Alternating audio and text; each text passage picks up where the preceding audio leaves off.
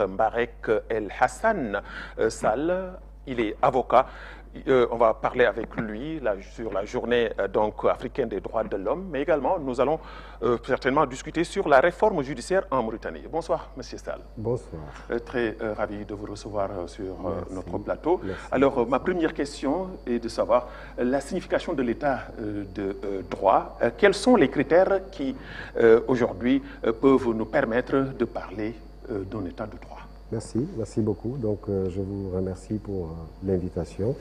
Je voudrais d'abord rebondir sur l'information, c'est-à-dire la journée africaine des droits de l'homme et le thème choisi par le commissaire aux droits de l'homme pour rappeler que Nouakchott vient d'abriter récemment le sommet de l'Union africaine et que ce sommet lui-même avait pour thème justement la lutte contre la corruption.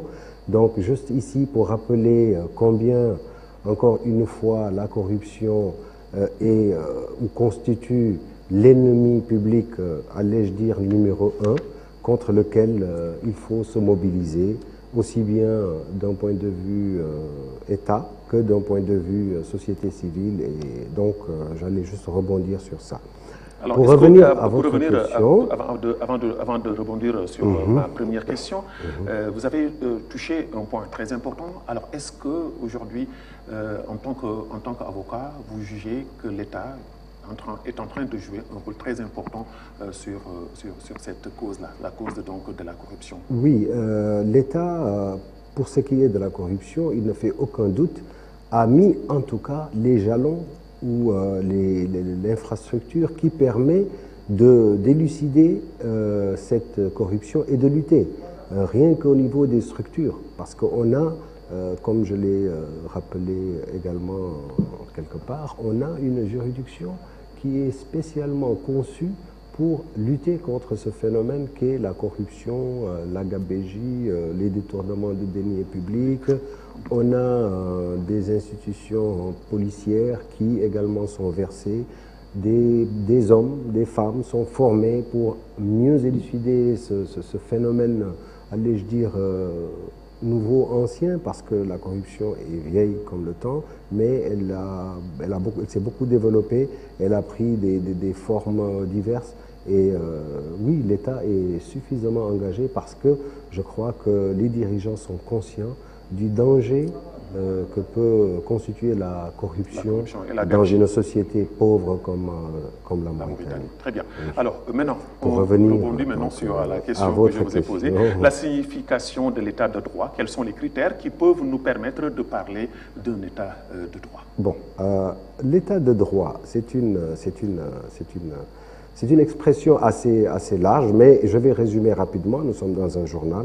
Donc on peut parler d'un état de droit lorsque d'abord on est certain qu'il y a une séparation claire et nette entre les trois principaux pouvoirs, c'est-à-dire le pouvoir exécutif, le pouvoir législatif et le pouvoir judiciaire. Il ne faut pas que l'un de ces pouvoirs puisse empiéter sur l'autre ou l'influencer. Donc c'est, je crois, les ABC de l'état de droit. On ne peut parler d'un état de droit tant que ces trois pouvoirs ne sont pas séparés. Séparés ne signifie pas distincts de manière à ne pas collaborer, mais séparés veut dire qu'aucun pouvoir ne peut empiéter sur l'autre, et ça c'est la première. Mais l'état de droit comporte des ramifications beaucoup plus diverses, dirais-je, parce que quand vous permettez à une population pauvre d'avoir accès à la justice, vous êtes en train de servir l'état de droit. Quand vous permettez aux magistrats, aux auxiliaires de justice d'une façon générale d'exercer leur métier et leurs fonctions dans une structure qui comporte des garde-fous et avec des textes, un arsenal juridique qui permet à ce que les différentes interactions entre eux sont sous le socle de règles juridiques claires, établies, je crois que cela aussi contribue à l'état de droit. Finalement, c'est une notion assez vaste, mais dont la base, en tout cas, c'est une séparation des pouvoirs. Très bien. Alors, M. Sall, est-ce que l'État mauritanien a-t-il un programme passé, présent ou en cours concernant la consolidation de l'État de droit? Ah ben oui, oui. Il n'y a pas ce qu'on peut appeler une politique structurelle, mais il y a des programmes et des plans d'action. Et ces programmes et ces plans d'action sont généralement, pratiquement toujours, faits par le ministère de la Justice. Donc le ministère de la Justice a souvent des plans quinquennaux ou des plans de plusieurs années où il se fixe des objectifs précis. Et dans ces objectifs-là, à atteindre, il spécifie quels sont les problèmes, après bien sûr des réunions, après des forums, quels sont les problèmes qui sont posés au niveau national pour une bonne justice, pour une bonne administration de la justice. Et c'est en fonction de cela que des plans d'action sont réalisés. En général, ils durent 4-5 ans. Ils ont des objectifs précis. Très bien. Voilà. Alors, quel est le rôle joué par les bailleurs de fonds en général et l'Union européenne en particulier? Bon, c'est vrai que quand le programme ou les plans d'action faits par les États il faut les moyens pour ça. Et c'est à ce moment que l'on fait appel aux bailleurs de fonds. De manière très générale, je peux dire que l'Union européenne, certes, constitue aujourd'hui l'un des partenaires principaux, si ce n'est le partenaire principal, pour appuyer le gouvernement mauritanien, l'État mauritanien, à asseoir donc un état de droit fiable. Mais à côté, nous savons qu'il y a la coopération espagnole également, il y a même la coopération allemande qui contribue financièrement à hauteur de plusieurs millions d'euros, très souvent, pour justement améliorer la justice et l'état de droit en Mauritanie. Cela concerne énormément y compris la proximité du justiciable avec la justice, y compris la formation des magistrats, même des avocats. Donc je crois qu'effectivement, les bailleurs de fonds et spécialement l'Union européenne, pas plus tard que l'année dernière, et certainement cette année, d'après mes informations, certainement cette année, des programmes d'appui, des financements par l'Union européenne seront disponibilisés. Très bien. Alors, sur cette question de droits de l'homme, où se situe l'Afrique? Y a-t-il des éléments de comparaison? De droits de l'homme. Bon, ce qui est important de savoir, c'est que l'état de droit est totalement différent de droit de l'homme. C'est évident.